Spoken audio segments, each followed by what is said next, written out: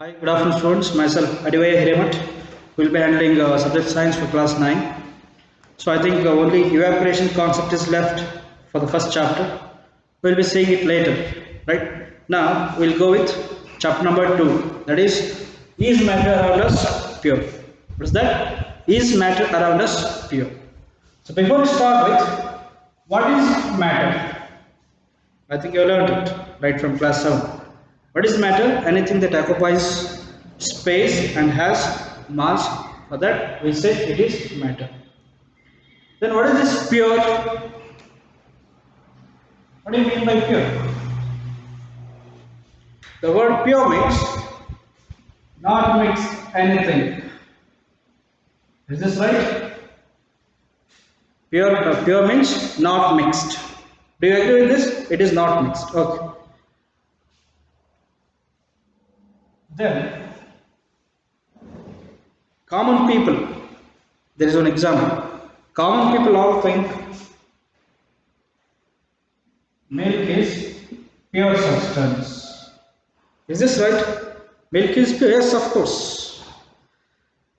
When milkman doesn't add any water to it, we feel that milkman is giving us milk purely. Is that right? Fine. But according to scientists, in the perspective of scientists, this milk is not pure to them. What you're saying? Yes, with respect to scientists, milk is not a pure substance, whereas with respect to common people, milk is a pure substance. Then why scientists say that milk is not pure substance? It is because milk is having water in it, it is having fats in it, and it is having proteins in it. That is why scientists say that milk is not a pure substance. Next, it is about mixture. I think you have learned your mixture. If not, we'll see it. Mixture is a substance which consists of two or more than two elements or compounds not chemically combined. Not chemically combined. So there has to be two or more than two substances, means two or more than two elements or two or more than two compounds. They should combine, but the thing is they should not chemically combine, they should physically combine. For that we call it as a mixture. Is this right? Mixture is a substance which consists of two or more than two elements or compounds not chemically combined together. Combined together. For that we call it as a mixture. In other words, mixtures are constituted by more than one kind of pure form. More than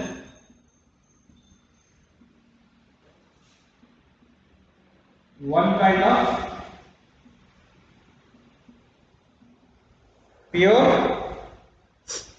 pure form of matter. For that we call mixture. We know that when sodium chloride is dissolved in water, when sodium chloride is dissolved in water, we can separate this sodium chloride physically by a process called evaporation.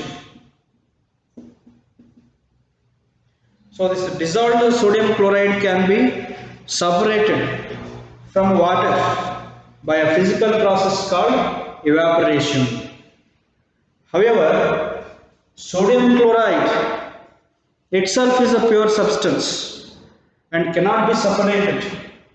However, this sodium chloride itself is a pure substance.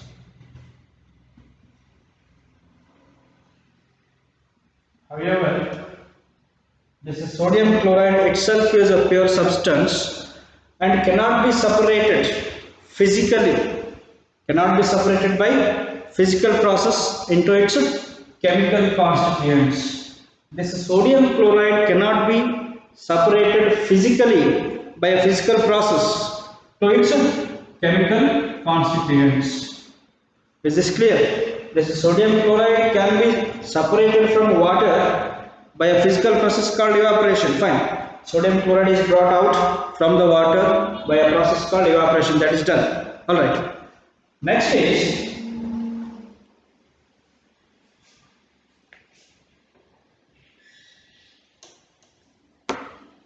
this sodium chloride itself is a pure substance. That is why it cannot be separated physically to its chemical constituents. To its chemical constituents. Similarly, sugar. Similarly, sugar contains only one kind of pure matter. Only one kind of pure matter, and its composition is same throughout. Its composition is same throughout. It contains only one kind of pure substance. Sugar is having only one kind of pure substance, and it is the same throughout it. But soft drinks and soil are not pure, they are mixture. I think everyone has seen when you take some soil and put it in a beaker and add water to it, you can find different types of substances found in that beaker. So that is why we say that soft drinks. Why we say soft drinks is also not a pure substance? Because it is having carbon dioxide in it. Yes, it is having carbon dioxide in it. Therefore, we can say that mixtures contain more than one pure substance. So the name mixture itself indicates when you go to bakery and ask the bakeryman to give mixture, he is going to mix up all the things and he is going to give to you. Is this right? Therefore, mixture contains more than one pure substance. To identify types of mixtures, we have an activity, that is activity 2.1. So just listen carefully. We will take 4 beakers. A, beaker B, C,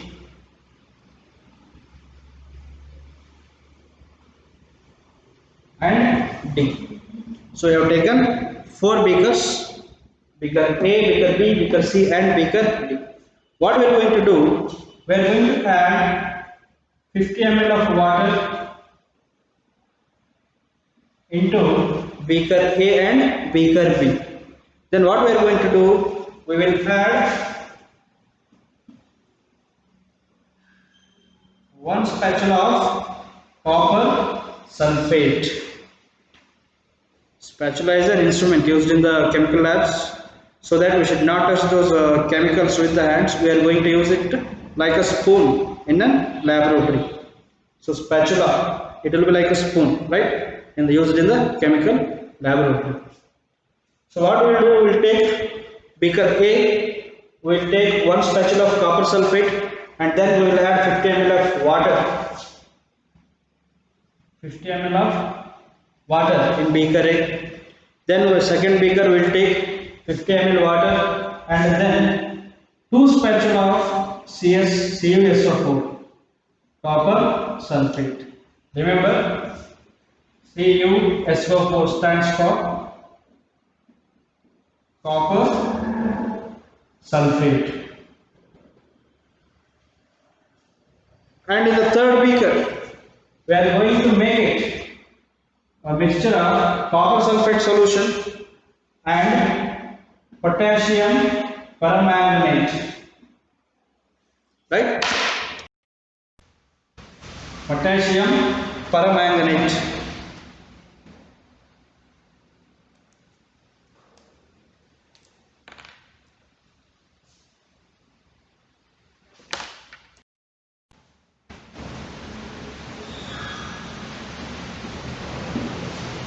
KMnO4 is a formula for potassium permanganate.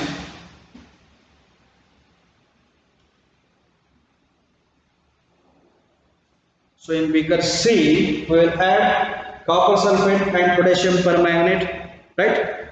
And then even in B also same as beaker C. So these A and B beakers are having water and copper sulfate in it, whereas beaker C and beaker D are having copper sulfate and potassium permanganate in it. Is this clear? So what did you observe? What you have to do is, before observing, once these all are done, you have to take a stir rod, right? You have to take a stir rod and you have to stir it well. Like how you are going to take spoon and you'll be mixing something in the milk or in the water. Is that right? It is called as stirring. So similarly, for all these beakers, you have to use stirrer rod and you have to stir it well. After stirring it well, what will be your observations that you have to note down?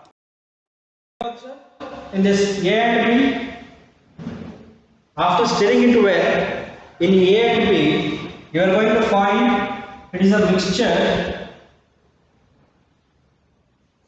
where the composition is the same throughout.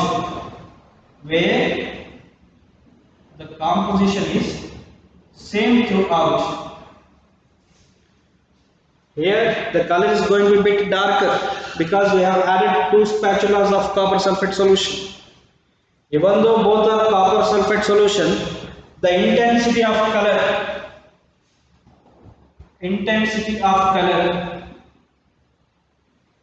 may change, but their composition is same throughout. For this we call it as homogeneous mixture. What is that? Homogeneous mixture.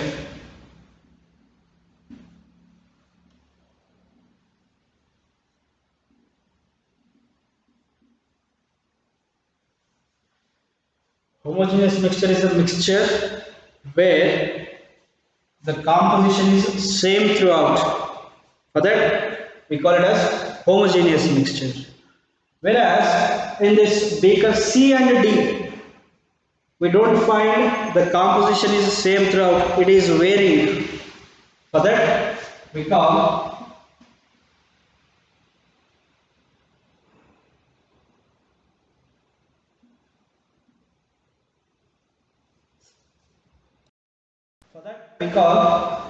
heterogeneous.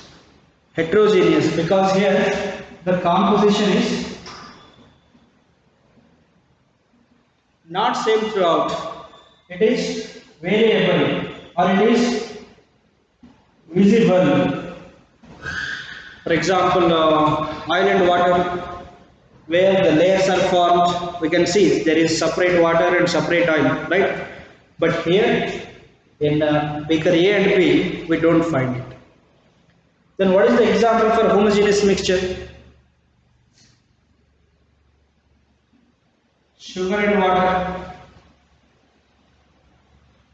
Apart from sugar and water, we have salt and water.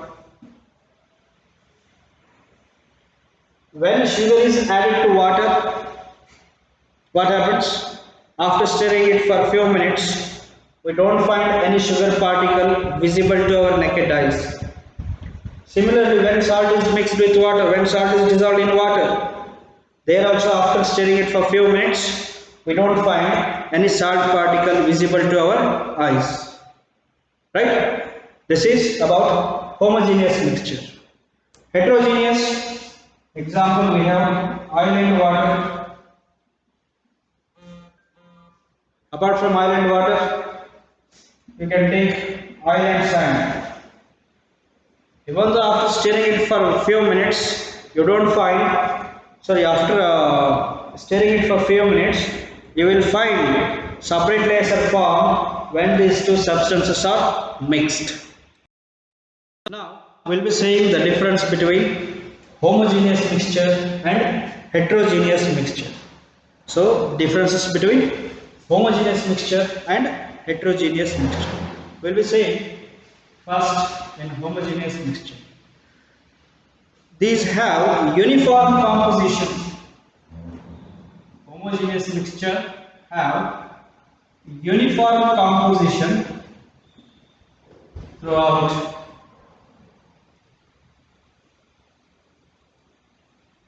So homogeneous mixtures are the mixtures sorry, homogeneous mixtures are the mixtures which have uniform composition throughout the mixture. Uniform throughout the mixture. So heterogeneous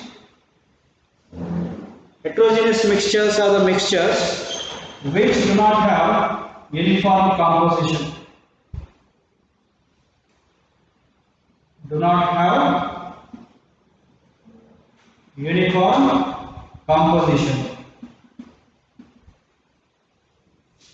Then second one, here in homogeneous, the whole mixture is in same phase. Here the whole mixture is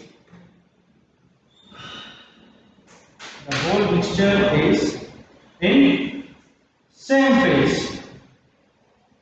It is like saying sugar and salt dissolved in water, where we cannot see any sugar or salt particle after stirring it for few minutes. Can you see, once you mix or once you dissolve salt in water, can you see where the salt is?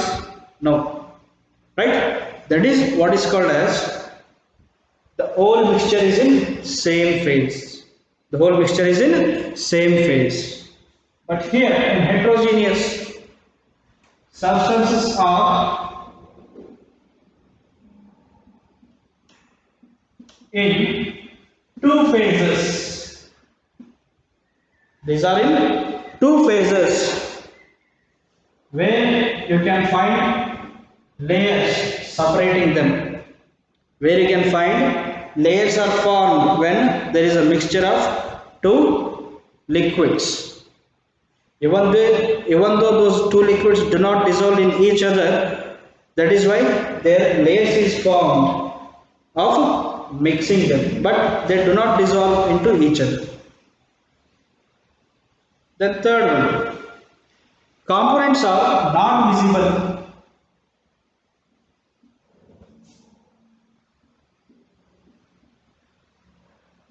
Components are not visible. They are not visible to our naked eyes.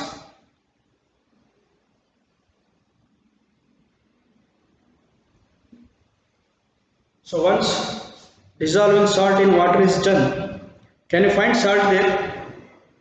Can you find salt? No. That is what is called as components are not visible to our naked eye. Then what about here? Components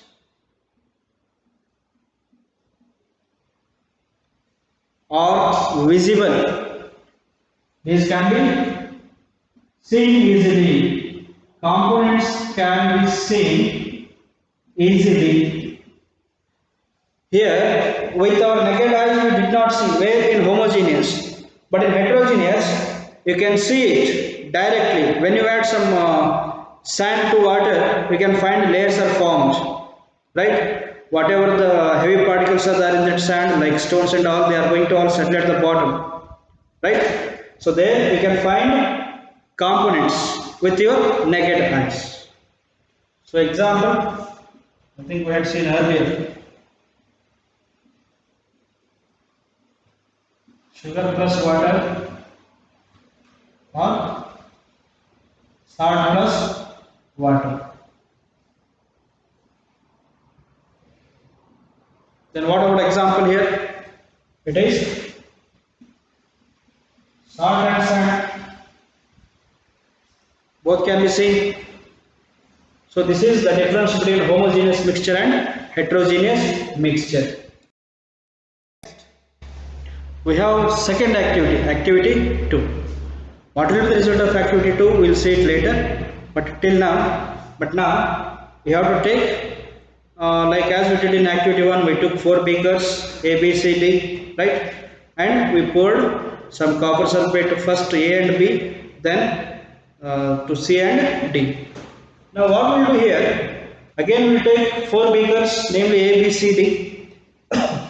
In beaker A, we are going to pour crystals of CuSO4. What is CuSO4? It is copper sulfate. So we will take some crystals of copper sulfate in beaker A, then 1 spatula of copper sulfate in beaker B. What is spatula? An instrument used like spoon, so that we should not touch salts or chemicals directly by our hand. And then in beaker C, we are going to pour some chalk powder. If you don't want chalk powder, you can take wheat flour. Then in beaker D, we are going to take some milk or some ink. Few drops of milk or few drops of ink in beaker D. After taking these, what we have to do? We have to add water. H2O. I think everyone is knowing what is H2O. So H2O is nothing but water. So once all these beakers we are taking some substances, we will pour water into each beaker.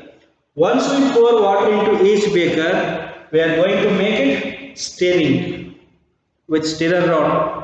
So what we do? We will stir it. So after stirring, what has to be done? After stirring, once they get settled down, what we have to do? We have to take a torch.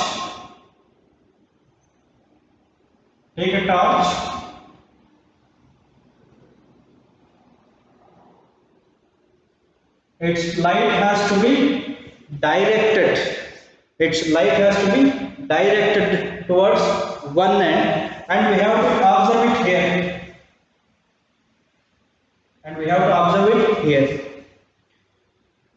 So we have to do the same process for all those 4 beakers. Direct a beam of light of torch.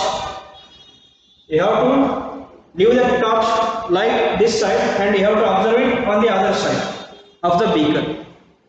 So what you are going to observe is, you will find there is no path of light. There is no path of light visible in beaker A and B. So when you take a torch and you put its beam of light on the other end, and if you observe it on the other side, you will find there is no light moving. But when you do the same thing for C and D, you will find there is a beam of light visible in beaker C and D. Is this clear? So in A and B, you cannot find the beam of light, but in beaker C and D, you can find the beam of light passing it. So this shows that AB, no path of light is visible, right? And in beaker C and D, we find there is a path of light visible. So we have to leave it undisturbed, let everything settle down. After that, we have to take one funnel. I think everyone know it. Funnel.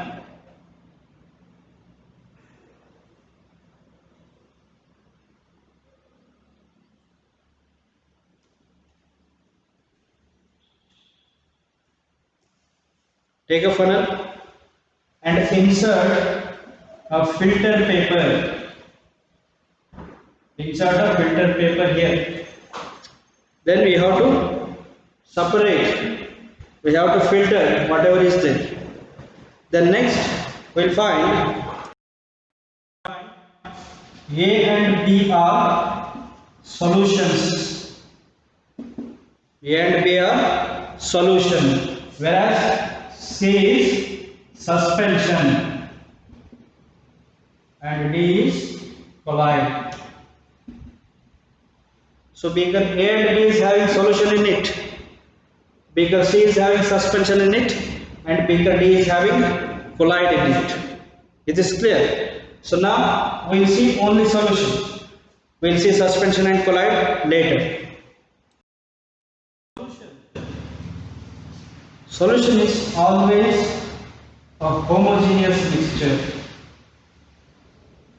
Solution is always a homogeneous mixture. When we say it is a homogeneous, it has to be solution, or when we say it is a solution, it has to be homogeneous in nature. Then in solution, what we will be having is, we will be having solvent and solute. We will be having solvent and solute.